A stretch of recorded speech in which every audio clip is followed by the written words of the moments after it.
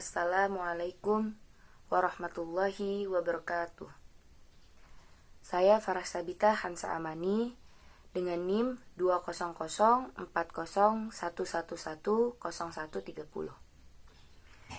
Pada kesempatan kali ini, saya akan membaca dan menjelaskan kitab Risalah Al-Jami'ah wa Tadhkirah An-Nafi'ah untuk memenuhi tugas UAS fikih.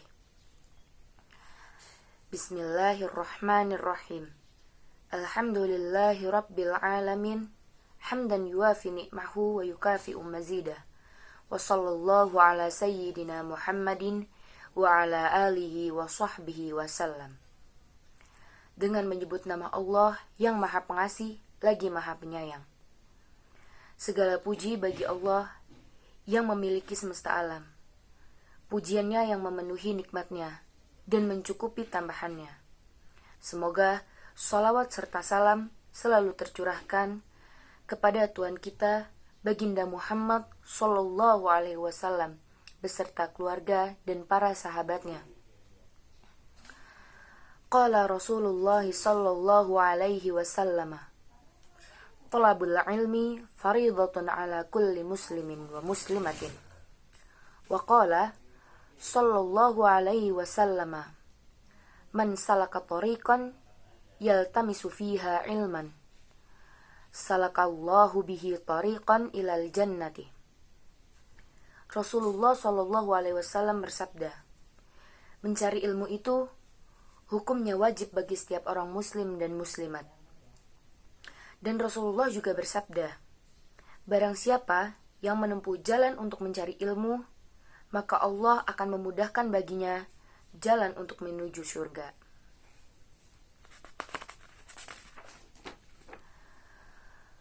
Wa ba'du, fahadhihi masailu muhtasaratun min ba'di kutubi hujjatil islamil Ghazali. Ghaliban man arafaha wa amila biha narju lahu minallahi an yakuna min ahlil ilmi zahiran wa batinan wa billahi taufiqun. Dan setelah membaca basmalah, hamdalah dan salawat serta salam, maka ini risalah kitab yang mengandung beberapa masalah yang ringkas dari sebagian banyak kitabnya Imam Hujjatul Islam Al-Ghazali, yang mana siapa yang faham serta mengamalkannya, maka kami memohonkan baginya agar Allah menjadikan ia orang yang ahli ilmu tahir atau tampak dan ilmu batin. Kepadanya lah kami meminta pertolongan.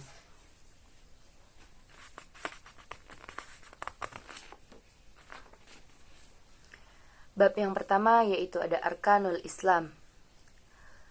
Arkanul Islami khamsatun. Syahadatu an la ilaha illallah wa anna Muhammadar Rasulullah, wa iqamus shalah, wa ita'uz zakah, wa ita'uz zakati, wa shaumu ramadana, wa hajjul baiti man istata'a ilaihi sabila.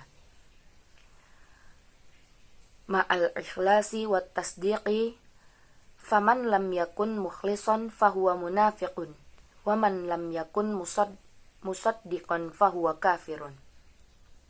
Rukun-rukun Islam. Adapun rukun-rukun Islam itu ada 5. Pertama, bersyahadat atau bersaksi bahwa tiada Tuhan yang berhak disembah kecuali Allah dan Nabi Muhammad SAW. 2. Mendirikan sholat. 3. Mengeluarkan zakat. 4. Berpuasa di bulan Ramadan. 5. Ibadah haji yang mampu melaksanakannya. Semua itu dilakukan dengan ikhlas dan yakin mempercayainya, maka barang siapa yang tidak ikhlas karena Allah, maka dia adalah orang munafik, dan siapa yang tidak mempercayainya, maka dia adalah orang kafir.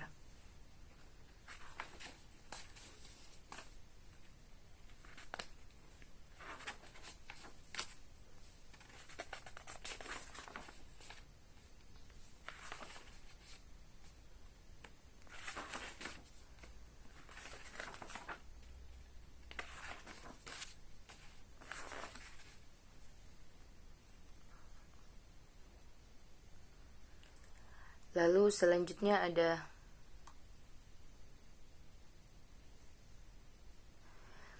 qawaidul aqaidi wa aslul iman an ta'qida anna Allah ta'ala mawjudun wa annahu ta'ala wahidun la syarika lahu wa la mithla lahu wa la sibha lahu laisa kamitslihi syai'un wa huwas samiul basir khalaqas samawati wal arda wa khalaqal mauta wal hayata wat ta'ata wal ma'siyata was-sihhata was-saqama wa jami'al kauni wa ma fihi wa khalaqal khalqa wa a'malahum wa qaddara arzaqahum wa ajalahum la tazidu wa la tanqusu wa la yahduthu hadisun illa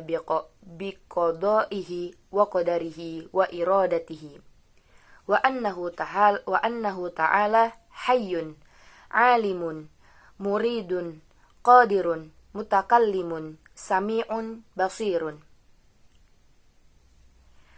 ya'lamu kha'inatal a'yuni wa ma tukhfi suduru wa ya'lamu sirra wa akhfa khaliqu kulli syai'in wa huwal wahidul qahharu wa annahu ta'ala ba'asa sayyidana Muhammadan abdahu wa rasulahu ila jami'il khalqi lihidayatihi wa litakmili ma'ashihim wa ma'ahdihim wa ayyadahu bil mu'jizatil zahirati wa annahu alaihi salatu wassalamu sadiqun fi jami'i ma akhbaro bihi anillahi ta'ala minas sirati wal mizani wal khawdi wa ghairi dhalika min umuril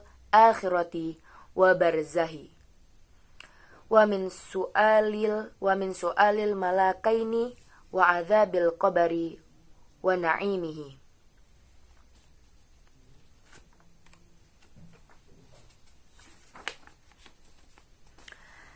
Pondasi agama. Pembagian rukun agama. Adapun rukun atau tiangnya agama itu sendiri atas 3 bagian, yaitu Islam, iman, ihsan. Yang mana 3 rukun ini seperti tertera atau telah disebutkan dalam beberapa hadis seperti hadis Arba'in An-Nawawiyah, hadis kedua karangan Imam Nawawi. Dan adapun rukun atau tiangnya agama yang ada 3 ini Islam, iman, ihsan, sebagaimana yang telah disebutkan di dalam hadis yang diriwayatkan oleh Sayyidina Umar bin Khattab, yang mana hadis tersebut terkenal dengan hadis Jibril. Dan disimpulkan, ketiga hal ini merupakan satu kesatuan utuh yang tidak dapat dipisahkan antara satu dengan yang lainnya. Dalam pengalaman kehidupan beragama, 3 perkara itu harus diterapkan secara bersamaan tanpa melakukan pembedaan. Seorang muslim tidak diperkenankan terlalu mementingkan aspek iman dan meninggalkan dimensi ihsan dan Islam. Dan seterusnya sebagaimana firman Allah Subhanahu wa taala surat Al-Baqarah ayat 208. Dari situ para ulama memutuskan batasan ketiga hal tersebut, seperti ulama Izzuddin bin Abdissalam yang mencoba menguraikan di dalam kitabnya Zubdah Khulasah Tasawif, yaitu Islam itu adalah pelaksanaan beberapa hukum yang dilakukan anggota badan, dan iman adalah pengakuan tugas kepatuhan kepada Allah Subhanahu wa taala. Sedangkan ihsan ialah kesadaran jiwa untuk selalu melihat kebesaran Tuhan yang Maha Kuasa dan Maha Mengetahui. Dan adapun pokoknya iman itu adalah engkau meyakini bahwasannya Allah Subhanahu wa taala itu ada dan Dia Maha Esa. Tidak ada sekutu, serupa dan semisal baginya. Tidak ada sesuatu pun yang menyerupainya. Dan dialah zat yang maha mendengar, lagi maha melihat. Yang mana dialah yang menciptakan langit dan bumi, dan menciptakan mati, hidup, ketaatan, kemaksiatan, kesehatan, penyakit dan semua yang ada di alam semesta ini. Beserta apa yang di dalamnya adalah ciptaannya. Serta dialah yang menciptakan makhluk dan perbuatannya. Dan dialah yang mentakdirkan rezeki serta ajal mereka yang mana tidak berkurang dan bertambah. Dan tidaklah terjadi suatu peristiwa kecuali dengan qada dan qadar serta kehendaknya. Dan sesungguhnya Allah Subhanahu wa Ta'ala zat yang maha hidup, maha mengetahui, maha berkehendak, yang berkuasa, maha berfirman, maha mendengar dan maha melihat. Dan dia mengetahui pengkhianatan penglihatan, mata dan apa yang tersimpan di dalam dada manusia. Dan dia mengetahui perkara yang dirahasiakan dan tersembunyi.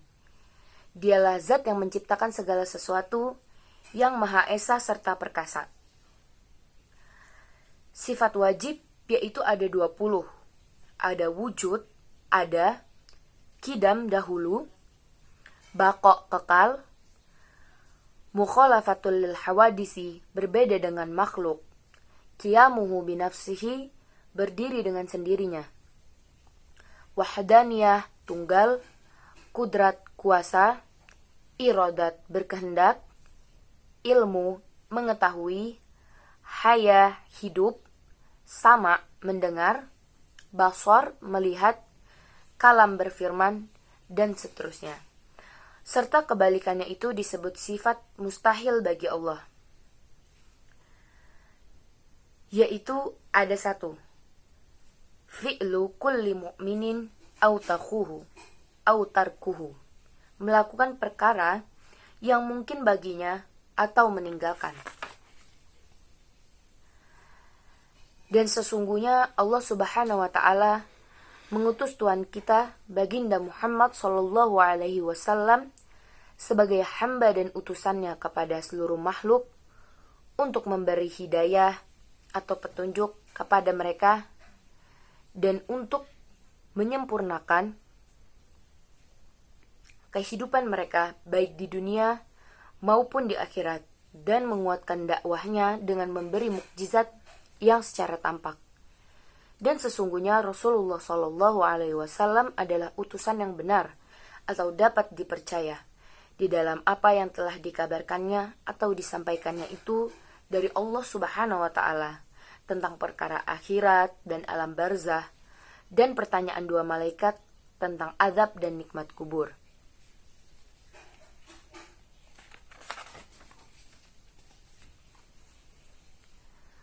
Wa annal Qur'ana wa jami'a kutubillahi munazzalati haqqun wa malaikata haqqun wa jannata haqqun wa naru haqqun wa jami'a ma ja'a bihi sayyiduna Muhammadun sallallahu alaihi wasallam haqqun.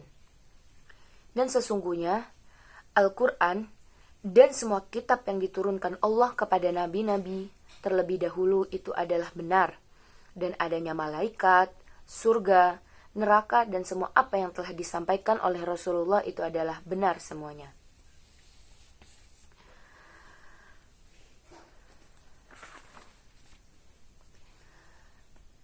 Bab selanjutnya yaitu furudul wudu'i.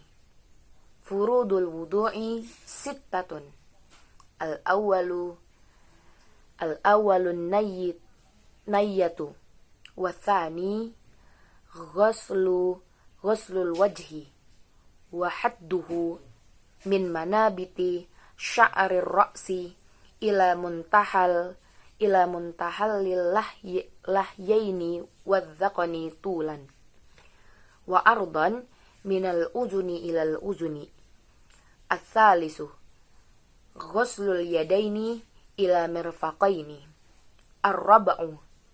Ar-rabi'u mashu syai'in min basharati ra'si aw sya'rin fi haddihi Al-khamisu ghuslur rijlaini ma'al ka'baini.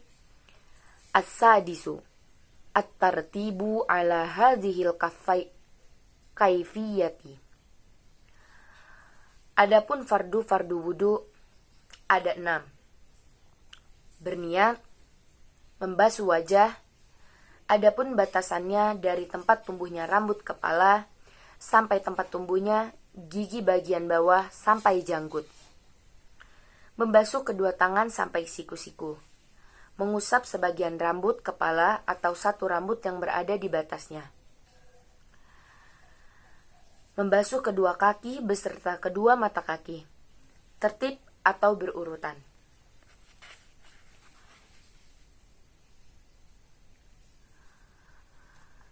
Selanjutnya, ghuslul janabah.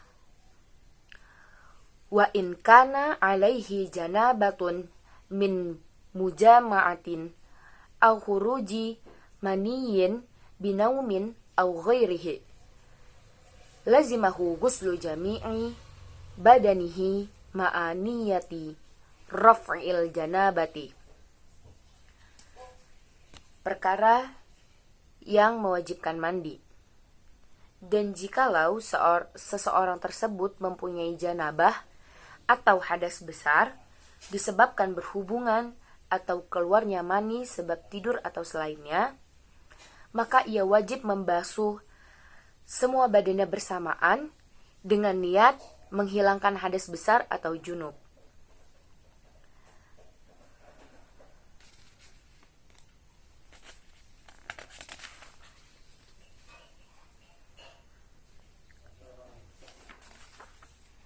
Bisa disimpulkan, perkara yang mewajibkan mandi itu ada 6.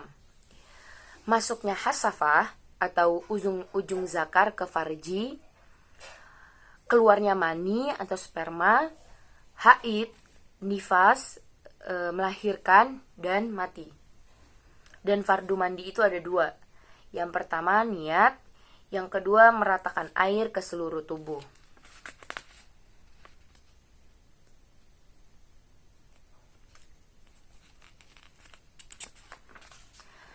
Selanjutnya ada nawaqidul wudu'i.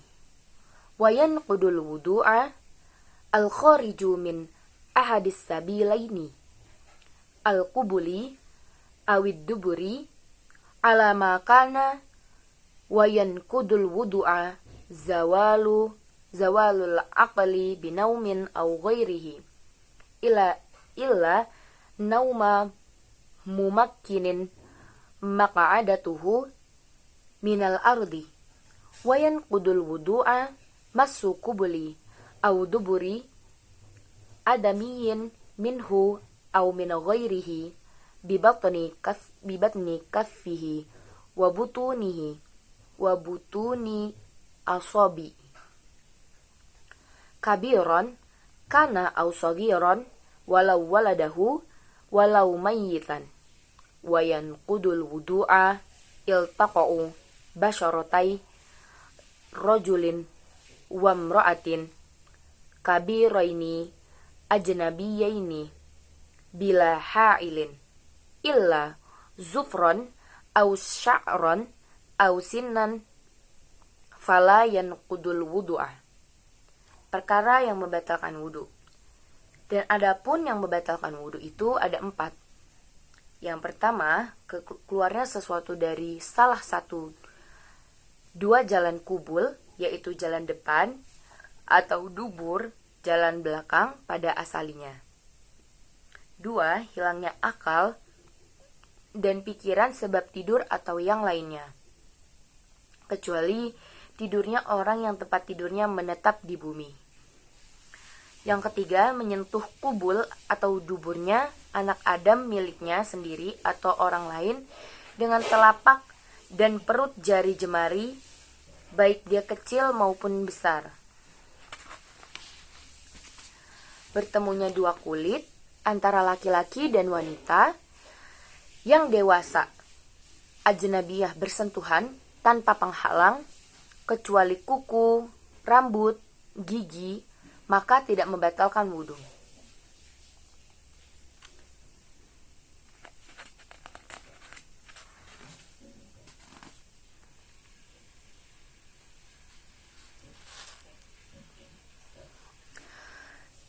syurutu sihhatis sholati wa yushtaratu li sihhatis sholati ma'rifatu dukhulil waqti biyaqinin aw ijtihadin aw ghalabati zannin fa in shalla ma'as syakki lam tasihha sholatuhu wa yushtaratu ma'rifatu biqiblati wa yajibu syatrul aurati bisatirin zahirin mubahin wa yajibu raf'un najasati minats thawbi wal badani wal makani wa yajibu ala qadiri an yusalli al fardha qa'iman.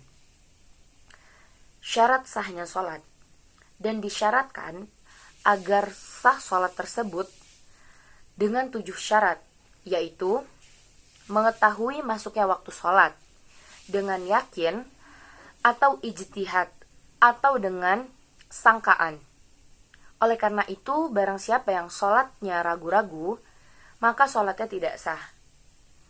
Lalu menghadap ke arah kiblat. Wajib menghadap ke arah kiblat, yaitu Ka'bah. Menurut Imam Syafi'i, maka tidak cukup kalau menghadap ke arah saja menurut pendapat mu'tamad. Menghadap secara yakin ketika tidak ada penghalang antara musolli dengan Ka'bah. Kalau ada, maka dengan dugaan. Lalu selanjutnya menutup aurat dengan tutup, yaitu baju yang suci serta mubah. Menghilangkan najis atau mensucikan diri dari pakaian, badan, dan tempat. Suci dari hadas kecil maupun hadas besar. Mengetahui di dalamnya kefarduannya.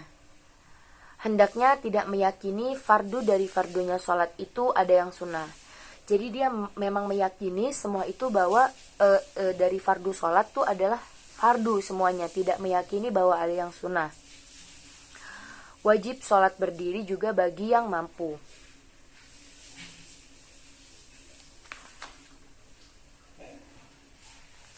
Selanjutnya, furudus sholah. Wa furudus sholati an-niyatu wa takbiratul ihrami ma'an niyati wa qira'atu al-fatihati bil basmalati wat tasydidati arba'a asyrata wa ikhrajat dadi minaz dha'i wa laysa fil fatihati za'un thumma ar-ruku'u wa yajibu an yanhaniya bihaitsu tanalu rahatahu rukbataihi wa yatma'inna fihi wajuban hatta taskuna a'dha'uhu summa i'tidalu wa yatma'innu fihi wujuban summa sujuda marrataini wa julusu bainas sajdataini wa yatma'innu wujuban fil kulli wa yaf'alu baqi ar-raqa'ati kadzalika wa tashahhudul awwalu wa qu'uduhu sunnatun wa tashahhudul akhiru wal julusu fihi fardun was salatu ala nabi sallallahu alaihi wasallam ba'da tashahhudi wa qabla salami fardun wassalamu minas salati fardun wa aqallu salami assalamu alaikum fardu atau rukunnya salat. Adapun rukun salat itu ada 17. Yang pertama niat, karena kita ingin salat jadi kita harus memerlukan niat. Yang kedua, takbiratul ihram disertai dengan niat. Lalu yang ketiga, berdiri jika mampu. Karena jika seseorang tidak mampu, itu dalam Islam banyak sekali opsi. Jika dia tidak mampu berdiri, dia bisa duduk. Jika dia tidak mampu duduk, dia bisa sambil berbaring. Selanjutnya, membaca surat Al-Fatihah disertai dengan basmalah, yang dimana kita tahu bahwa ayat pertama dari surat Al-Fatihah sendiri adalah Bismillahirrahmanirrahim atau biasa disebut dengan basmalah. Dan tasydidnya yang ada 14 dan mengeluarkan huruf dhad dari dha, karena di dalam Fatihah tidak ada huruf dha. Ruku dan wajib untuk condong atau membungkuk yang sekiranya kedua epek-epek tangan berada di lutut. Tangan berada di lutut. Tuma'ninah di dalamnya sehingga tenang anggota badannya. Jadi tuma'ninah sendiri bahwa kita jangan terburu-buru dalam sholat. Yang selanjutnya ada i'tidal, lalu tuma'ninah di dalamnya, lalu sujud 2 kali, lalu tuma'ninah di dalamnya, duduk di antara 2 sujud, lalu tuma'ninah di dalamnya wajib, tasyahud akhir, duduk di dalamnya, yaitu tasyahud pertama hukumnya sunnah, sedangkan tasyahud akhir hukumnya wajib. Membaca sholawat kepada Nabi Muhammad SAW setelah tasyahud dan sebelum salam. Mengucapkan salam, dan paling sedikitnya salam assalamualaikum, dan tertib.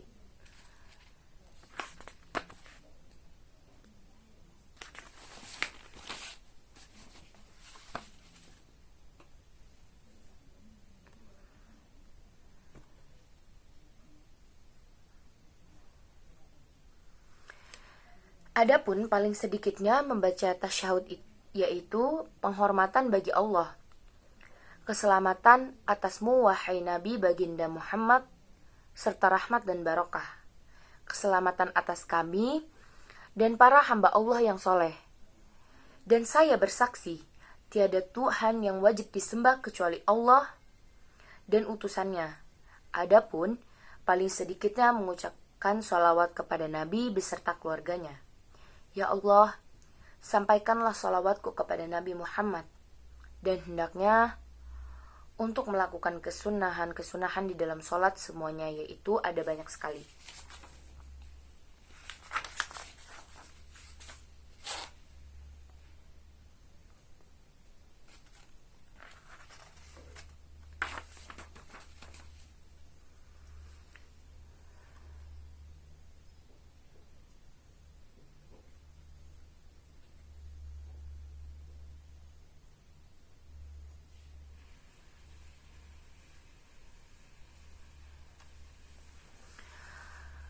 Wayan bagi i'tina'u bil ikhlasi wa huwal amalullahi wahdahu wayan bagil khuduru wa huwa an ya'lama bima yaqulu wa yaf'alu wa khusyu'u wa huwa sukunul a'dha'i wa hudurul qalbi wa tadabburul qiraati wa tafahumuha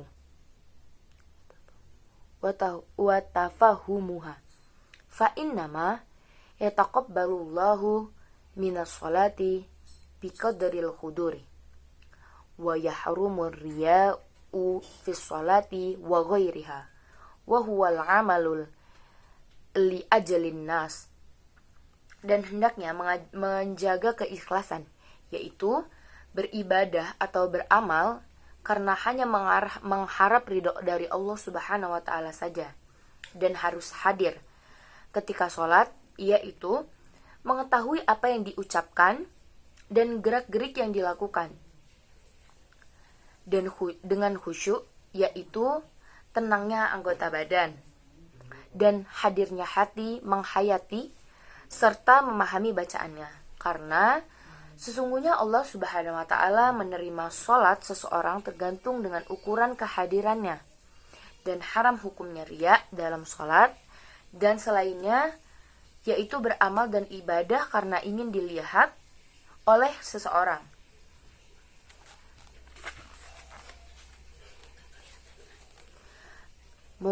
Mubtilatus sholati wa yubtilus sholata kalamu amdan walau biharfaini wa nasiyan in kathura wa yubtiluha al-amalu kasiru kasalasi khutuwatin wal aklu wasyurbu wan kishaful awrati in lam tashtur halan wa wuqu'un najasati in lum tulqa halan min ghairi hamlin wa yubtiluha sabaqul imami biruknaini fi'liyaini wa kadha at-takhallufu bihima bi ghairi uzrin. Perkara yang membatalkan sholat.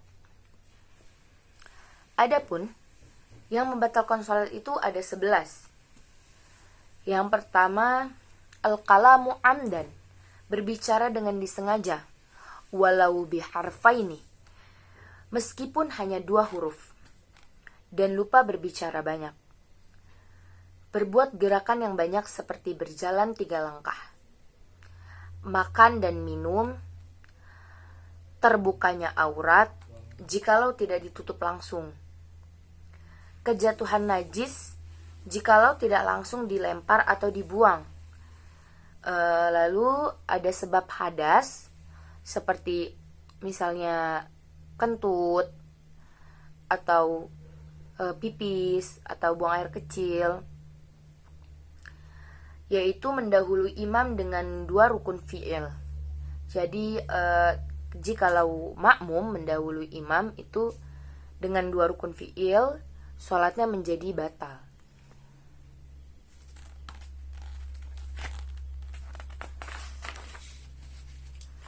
Lalu ada membelakangi imam dengan 2 rukun fi'il tanpa adanya uzur. Jadi kecepatan juga dia akan membatalkan, lalu dia terlambat juga akan membatalkan. Contoh misalnya imam sudah ruku, saya masih membaca surat pendek, kemudian imam sudah sujud, saya masih iktidal. Pokoknya dia membelakangi, tertinggal 2 rukun. Tertinggal 2 rukun fi'il tanpa adanya uzur, itu akan membatalkan sholat. Lalu menambah rukun fi'il dengan disengaja, itu juga akan membatalkannya sholat. Lalu niat memutus sholat, jadi di tengah-tengah sholat dia sudah niat untuk tidak melanjutkan sholat, itu maka akan membatalkan sholat. Lalu ragu-ragu di dalam niat, itu juga akan membatalkan sholat karena niatnya tidak kokoh, dia ragu-ragu terhadap apa yang akan ia kerjakan. Contoh dalam hal sholat ini, dia ragu-ragu dalam sholat, maka akan membatalkan sholatnya, dan tidak sah sholatnya orang yang sholat di belakangnya orang kafir, perempuan dan khunsa. Jadi jikalau ada orang yang sholat di belakang orang kafir, itu tidak sah.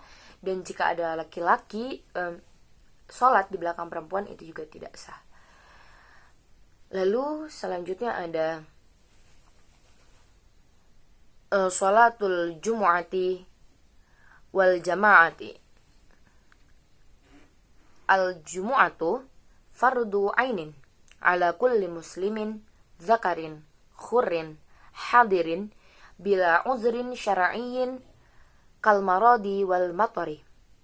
Wa min syurutil jumu'ati khutbatani wa arkanuha hamdulillahi ta'ala wassalatu ala nabiyyin sallallahu alaihi wasallam wal wasiyatu bit taqwa wa qira'atu ayatin minal qur'ani mufhimatin fi ihdahuma wa du'a'u lil mu'minina fil akhirati wa yajibu an yakhtuba qa'iman mutatahhiran mustural awrati wa yajibul julusu bainahuma fauqa tuma'ninatis sholati wal muwalatu. Salat Jumat. Adapun hukum salat Jumat yaitu fardu ain bagi setiap orang muslim laki-laki merdeka dan hadir, yaitu maksudnya itu mukim, dia bertempat tinggal di daerah tersebut tanpa ada uzur atau halangan syar'i seperti sakit dan hujan. Jadi selain jika dia sakit, dia boleh tidak sholat Jumat. Jika dia sakit, dia boleh tidak sholat Jumat. Jika hujan juga boleh tidak sholat Jumat, karena itu termasuk halangan syar'i.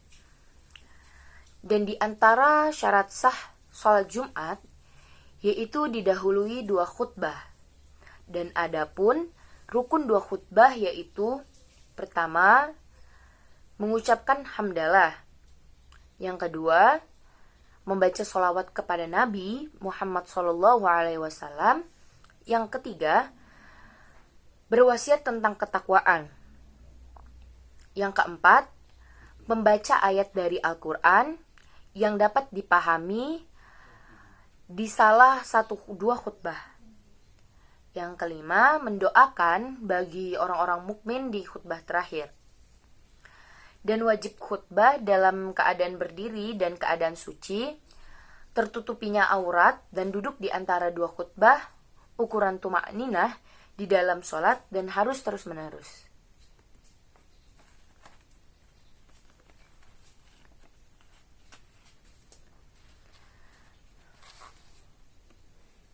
Lalu ada sholatul jama'ati wa nafalati.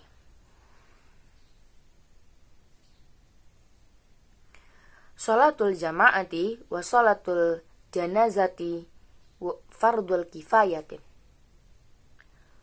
wal idani wal kusufani wal witru sunanun muakkadatun wa kadza rawatibus sholati wad duha wa tarawihu sunanun laha fadlun wa sawabun azimun. Salat jamaah dan sunnah. Adapun salat berjamaah, salat jenazah itu hukumnya fardu kifayah, suatu kewajiban jikalau sudah ada yang melaksanakan salah satu di antara mereka, maka gugurlah kewajibannya. Contoh di salat jenazah, jika ada suatu kampung yang salah satu warganya meninggal, maka ini tidak wajib dilakukan oleh orang sekampung. Kalau ada beberapa orang yang telah melaksanakannya, maka kewajiban yang lainnya telah gugur. Tapi jikalau tidak ada yang melaksanakannya satupun, maka akan terkena dosa semuanya.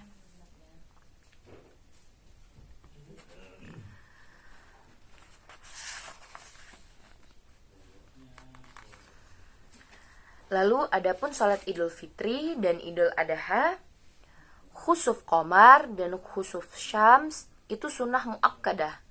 Begitu pula salat rawatib, salat serta salat duha dan tarawih itu sunnah. Hukumnya yang di dalamnya terdapat pahala yang sangat besar. Nah, dalam salat rawatib ini terdapat ada rawatib yang muakkad sama ghairu muakkad.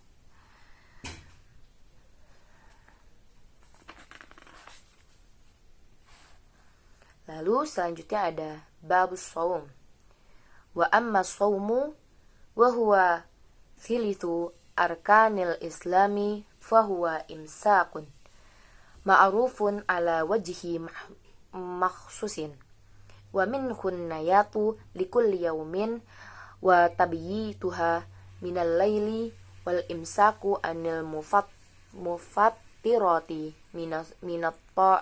minat ta'ami wasyarabi wal jima'i wal istimna'i bimubasharatin wal isliqa'ati bil ikhtiyar. Lalu bab tentang puasa. Adapun ibadah puasa yang seperti kita ketahui termasuk dalam rukun Islam yang nomor ketiga, yaitu dinamakan puasa adalah suatu penahanan yang sudah diketahui, yaitu menahan dari segala perkara yang membatalkan puasa dari terbitnya fajar sampai tenggelamnya matahari dengan cara atau niat tertentu. Dan di antara rukunnya ialah harus berniat setiap hari dan diniatkan dari waktu sebelum terbit fajar atau dalam waktu sahur atau dari malam hari hingga imsak. Dan adapun menahan dari perkara yang membatalkan puasa yaitu makan, minum, jima atau berhubungan, mengeluarkan mani dengan secara langsung, meminta agar muntah dengan secara dipaksa atau disengaja. Jika ada yang sakit atau muntah tidak disengaja, itu tidak membatalkan. Tetapi jika kepada orang sakit yang tidak kuat untuk melanjutkan puasa, bisa puasanya diganti setelah bulan Ramadan. Karena ini termasuk uzur yang syar'i. Min tamamis shaum kaful jawarihi amma yakrahu Allahu ta'ala minal a'dha'is sab'atil ati dzikruha. Fafil hadithi khamsun yuftirna as-sha'ima al-kadhibu wal-ghibitu wan-namimatu wal-yaminu kadhibatu wan-nazaru bisyahwatin. Wa min tamamis shaumi taharri iftara ala halalin wa adamul istikthari min akli wa yanbaghi istiktharu minas shaumi la siyama ay al-ayyamu fadilatu min syar'i. Wallahu a'lamu wa billahi taufiq. Adapun dari kesempurnaan puasa adalah menahan atau mencegah anggota badan dari perkara atau perbuatan yang Allah tidak menyukainya. Dari anggota 7 sebagaimana yang disebutkan dalam sebuah hadis, yaitu 5 perkara yang menghilangkan pahalanya orang yang berpuasa, yaitu berbohong, ghibah atau menggunjing, adu domba, sumpah palsu, dan melihat sesuatu dengan syahwat. Dan begitu pula dari kesempurnaan puasa, berusaha mencari makan yang dibuat bukan makanan yang halal. Ya, jadi dia berusaha mencari makanan untuk berbuka dengan makanan yang halal. Tidak terlalu banyak ketika makan, dan seharusnya memperbanyak dari puasa, lebih-lebih puasa pada hari-hari yang penuh keutamaan di dalam syariat. Wallahu a'lam. Lalu selanjutnya ada babus zakah. Wa ammas zakatu wa hiya rabi'u arkanil islami fayajibu ala muslimi ma'rifatu anwa'il amwali wajibati fiha wa hiya na'amu wa taqdani wa tijaratu warrikazu man ma'dinu wa mu'asyaratu wa hiya hububu wa thimaru fala zakata fiha siwan na'ami as-sami'ati. Bab tentang zakat. Adapun ibadah zakat adalah rukun Islam yang nomor 4. Maka wajib bagi setiap orang muslim yang mengetahui macam-macam harta yang wajib dizakati di dalamnya, yaitu ada binatang ternak, emas dan perak, perniagaan, barang temuan dan barang galian, serta tanaman, makanan pokok, atau biji-bijian dan buah-buahan. Maka tidak wajib zakat di dalam hewan, ternak kecuali digembala pada rumput yang dibolehkan. Maksudnya di sini orang-orang di dalam binatang ternak, emas, perak, perniagaan dan lain sebagainya itu tetap ada batasannya bagaimana dia harus berzakat. Tidak semua orang yang memiliki binatang ternak, emas, perak, perniagaan dan lain sebagainya harus dizakati karena dia ada batasannya. Lalu wa yushtarotul khawlu laha wa kadzalika yushtaratu lin-nuqudi wa tijarati wa yushtaratu fi hadhihi anwa'in disabu aidan wa wajibun naqdaini wa tijarati rubu'ul usyri wa wajibul junubi wa thimari allati sukiyat bi mu'minatin al usyru wa bi ghairi ma'unatin usyru, dan diisyaratkan harus lewat setahun untuknya. Begitupun pada emas dan perak. Jadi setahun ini rentang waktu. Jikalau dia memiliki batasan emas dan perak ataupun hewan ternak lainnya sudah selama setahun, pada bagian ini harus sampai nisabnya juga. Nah tadi ini sampai nisabnya itu maksudnya sampai batasannya. Jadi bukan berarti dia punya emas atau punya perak cuma 5 gram harus dizakatkan, itu tidak. Dan wajibnya mengeluarkan zakat emas dan perak serta zakat perniagaan yaitu 1/4. Dan di dalam tanaman, biji-bijian dan buah-buahan yang disirami dengan alat bantu yaitu 1/10. Dan jikalau tanpa pertolongan maka 1/10. Maksudnya tanpa pertolongan ini dia pengairannya juga dari air hujan saja, dia tidak dari air sendiri atau dari air bor, air yang beli gitu. Dia jadi hanya memanfaatkan air dari hujan. Wa zakatul fitri wajibun ala kulli muslimin idza fadulat an kuniti wa kuti man yakutuhu yauma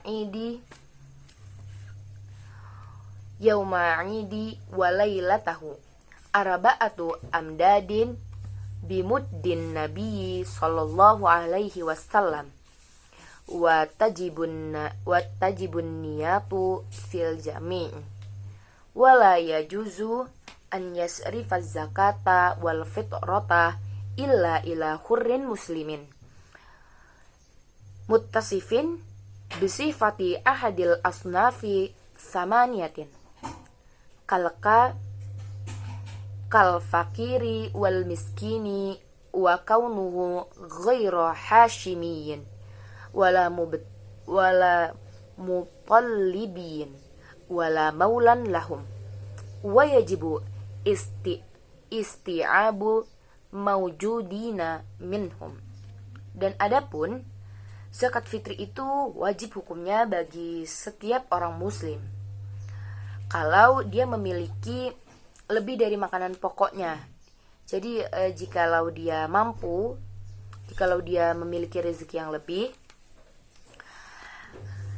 makanan pokok orang yang wajib dinafkahinya pada hari raya dan malamnya yaitu mengeluarkan 4 mud atau 1 sok dengan mudnya Nabi Muhammad SAW, dan wajib berniat di keseluruhan, dan tidak boleh zakat tersebut ditasyarufkan di keseluruhan, atau disalurkan kecuali kepada orang yang merdeka muslim yang disifati dengan salah satu golongan yang ada, yaitu yang ada 8 mustahikin, yaitu seperti orang fakir dan miskin, dan keberadaan mereka bukan termasuk dari golongan Bani Hashim dan Bani Muthalib, dan bukan tuan dari mereka. Dan wajib meratakan zakat kepada mereka yang ada dari golongannya. Jadi dia harus jika orang berzakat tidak boleh sembarangan zakat, dalam artian dia harus memberikan zakatnya kepada orang yang memang membutuhkan. Dan orang yang berzakat ini tidak bisa memilih kepada siapa dia memberikan zakat.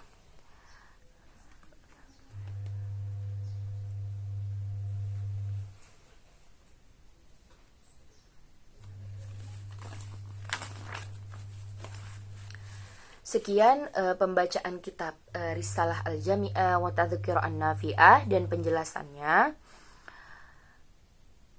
Jika ada kesalahan dalam penyampaian saya dan pembacaan saya mohon maaf. Kepada Allah saya mohon ampun.